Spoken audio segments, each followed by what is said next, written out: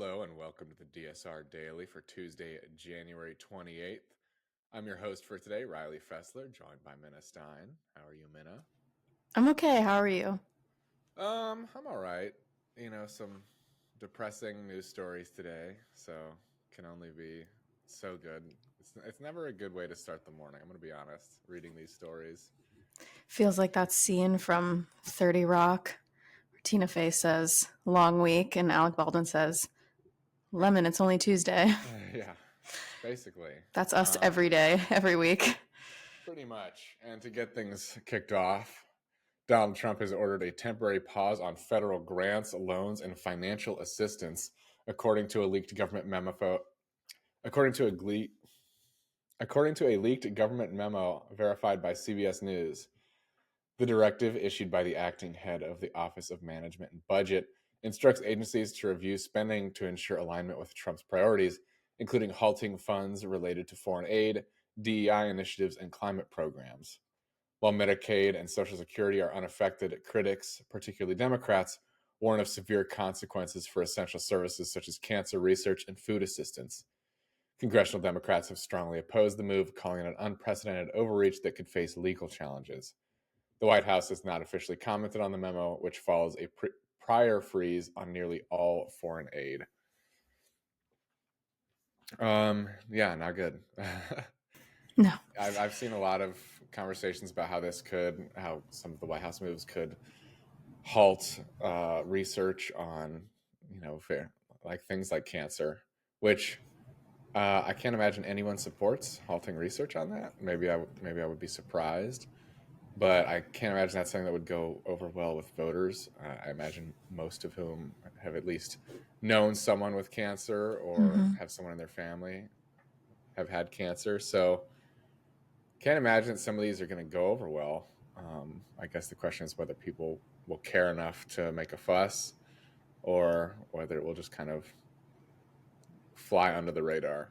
Well, that story, in a way, goes hand in hand with my next story, which is the CDC has been ordered to sever all communication with the World Health Organization following President Trump's executive order, which includes withdrawing U.S. funding and recalling personnel from the agency.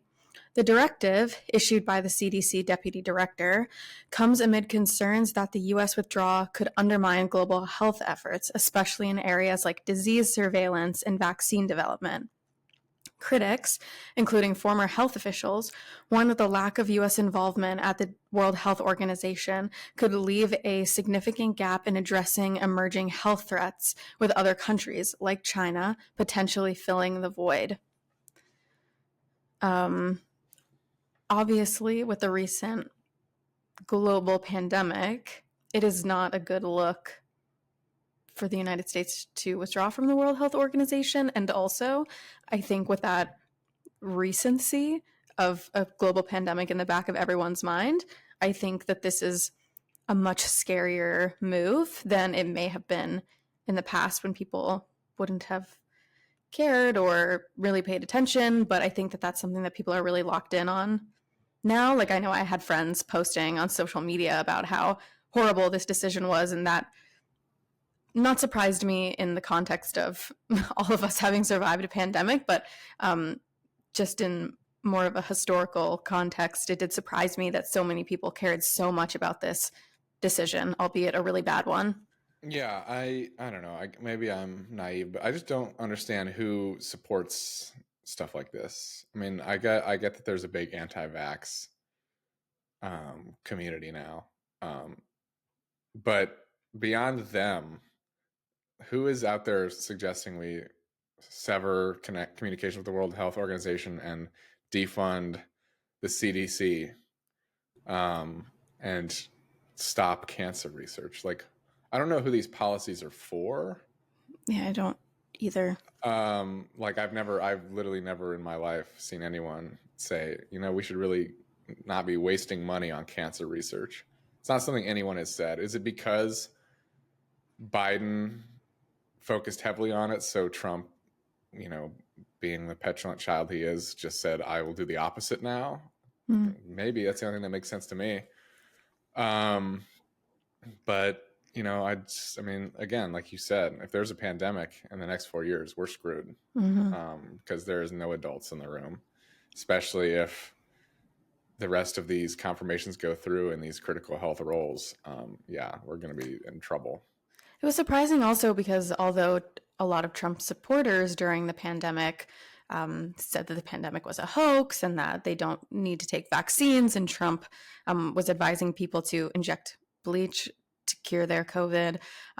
So, in that sense, it doesn't surprise me so much that they don't want to be part of the World Health Organization if that's the kind of advice that they're going to give during a pandemic. But I also know that Trump is a major germaphobe, does care very much about diseases, and when he did have COVID was pumped with all sorts of alternative and experimental drugs to try to get him back on track. Like, he didn't avoid any or say no to any help that I'm sure was provided due to research done with the CDC and the World Health Organization. So he's cutting something that benefited himself. Yeah, it's not.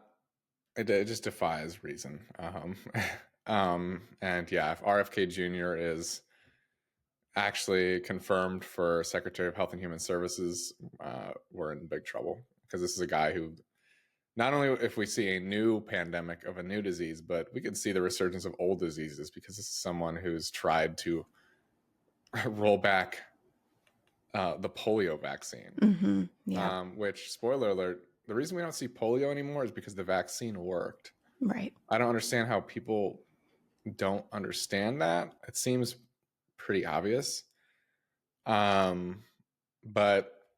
I don't know. I mean, this is a guy who would rather have polio return than read one legitimate research paper that says, hey, vaccines are actually pretty good.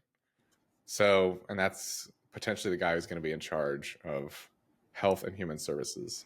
If there's one thing RFK hates, it's legitimate research. So we just have to cross our fingers, cross our toes that there's no pandemic in the next 4 years, because we will be woefully unequipped to deal with it. Yeah, definitely. Well, speaking of Donald Trump, he has signed an executive order directing Defense Secretary Pete Hegseth to revise policies on transgender troops, likely paving the way for a ban on their service. The order also reinstates military personnel discharged for refusing COVID-19 vaccines with back pay, eliminates diversity, equity, and inclusion programs in the Defense Department, and directs the Pentagon to develop a space-based missile defense system, which will probably sound familiar to people who have read anything about Reagan. The transgender ban and DEI rollbacks face strong opposition and potential legal challenges, while the military reinstatement policy is expected to have limited impact on troop numbers. Trump's missile defense initiative revives a concept not pursued since the 1980s. At the risk of sounding like a broken record, who is this for? Who gives a shit about? If you care about transgender troops, you're a freak. I'm sorry. There's like no better way to put it. You're a freak. Care about your own issues, mind your own business. It doesn't matter. Well, this feels very similar to the conversation that we had about some of Marco Rubio's first moves after being confirmed. It's like, Gaza, don't worry about it. Ukraine, we'll get to it later. What we need to focus on is DEI, And Star taking Wars. away transgender rights, and going to space. What? I'm all for going to space. I think, I would be all for greater funding for something like NASA. Well, yeah, But this is different. One thing that's not going to reduce the price of eggs is building Star Wars, which we didn't build for a reason. One, the technology wasn't really there. Two, it would have cost an enormous amount of money.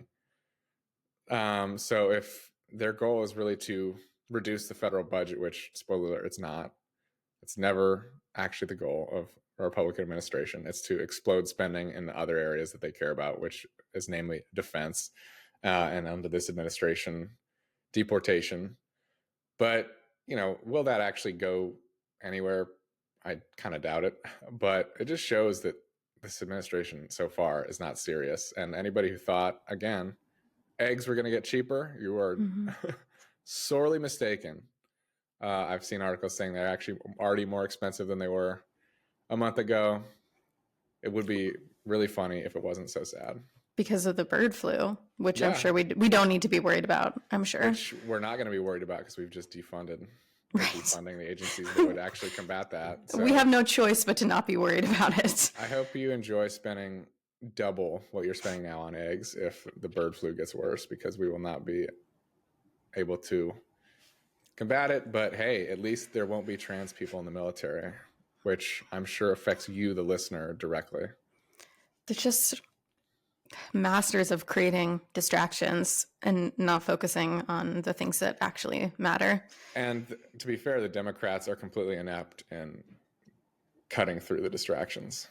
So, Yes. it is a two-way street. Obviously, the Republicans are the ones creating the distractions, but the Democrats have got to figure out how to cut through this bullshit. Because the Republicans have somehow convinced their base that DEI and transgender people are the things that they should be voting on. Mm-hmm. So I don't know how Democrats get through them to convince them, hey, maybe vote on real issues, but that's got to be what they're looking at up until the midterms. Well, I hope that very soon we cover a story that is about just that. My fingers are crossed that we get to talk about it. Scott Bessent was confirmed as Treasury Secretary with a 68-29 Senate vote, tasked with overseeing tax policy, the national debt, and economic relations under President Trump. A former hedge fund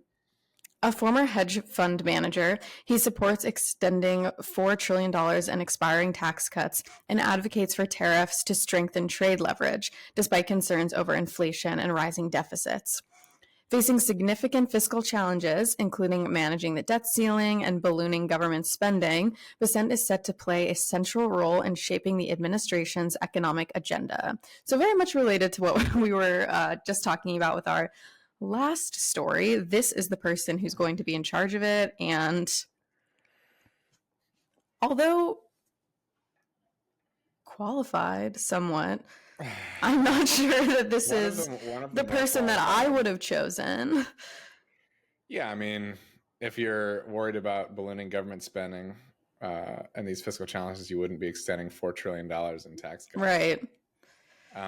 Or tariffs to strengthen trade leverage, because those do not help either of those issues. So you heard it here first. My prediction, government spending will continue to balloon despite cutting droves of federal workers, because they will soon realize they needed those federal workers to actually operate, and then we'll hire contractors who are more expensive to fill the roles, at least in the agencies that they did not just want to gut to kill.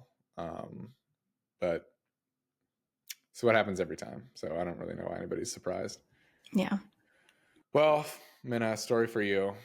Florida Governor Ron DeSantis faced a significant shift in his relationship with Republican legislative leaders as they openly defied him during a special session at the state capitol. Lawmakers rejected his call for a special session on immigration, introduced their own immigration bill, and overrode one of his budget vetoes, an exceedingly rare move. The new House and Senate leaders, Daniel Perez and Ben Albritton, signaled their independence by dismissing many of DeSantis' proposals, including criminal penalties for local police officers and an expansion of a controversial migrant relocation program. This marked a dramatic break from years of legislative deference to DeSantis, who has wielded considerable executive power since taking office in 2019. The legislators characterized their actions as aligning more with President Trump's immigration stance, a subtle jab at DeSantis amid his strained relationship with Trump. Man, I'm going to let you comment on this one because I don't have a whole lot to say. Here's the thing. In Florida, and you may have seen this on like John Oliver or one of these late night hosts, but when DeSantis ran for governor, he ran ads in Florida where he basically said, like, I am a Trump puppet, vote for me. Here I am teaching my child to say, make America great again. Here I am with my child, giving him building blocks so he can build that wall. Like, here I am with my child in his tiny Make America Great Again outfit. Like, it was so crazy. And a bunch of people made fun of him for it. Anyways, he becomes governor. I was working in the state government when he became governor in the state Senate. And all of the Democrats were like, oh my gosh, Ron DeSantis is taking meetings on these things that Rick Scott never would. maybe he'll be good for us. Maybe he will actually be open to making these changes. Clearly, they didn't see the Trump ad, because that could not have been further from the truth. He is widely unpopular with everyone. And we saw that when he ran for president, he had zero support. Everyone made fun of him. He was super unpopular. Nobody took him seriously. And now he's trying to like go back to being governor, you know, who's like carrying this huge stick and making all of these decisions. But excuse me, nobody respects him. And he withheld vaccines from his own people. Like he's so unpopular. I feel like I'm just rambling, and I'm sorry, but the point that I'm trying to make is I'm not surprised that he's being defied by the people in his own government, because he doesn't know what he's doing. He's just a Trump puppet, but now Trump doesn't want him anymore, and he's inadequate for the position that he's in. Yep. And he basically slashed his credibility with the MAGA crowd by daring to run against Trump, which were the only people that would have been interested in him to begin with. So, and I remember when he announced that he was running, everyone was like, whoa, maybe this is the new darling of the Republican Party. And everyone in Florida was like, I don't think so. Like, he is a moron.